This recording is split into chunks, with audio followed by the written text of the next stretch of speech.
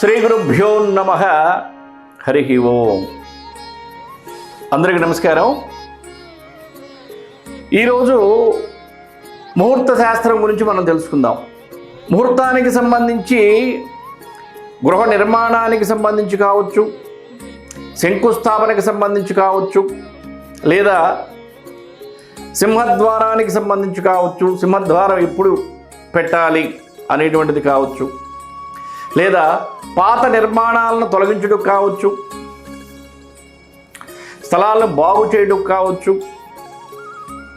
పొలాలను దున్నటానికి కావచ్చు, కార్లు బైకులు ఎప్పుడు కొనాలి, ఎప్పుడు పూజ చేయించాలి, యంత్రాలకు సంబంధించి కావచ్చు, ముఖ్యంగా విద్యా ఉద్యోగం వివాహానికి సంబంధించి కావచ్చు, ఏదైనా మంచి పని చేయటం కోసం మంచి సమయాన్ని మంచి రోజులు మనం చూసుకొని చేయటం కోసం ముహూర్త శాస్త్రం మనకు ఉపయోగపడుతుంది.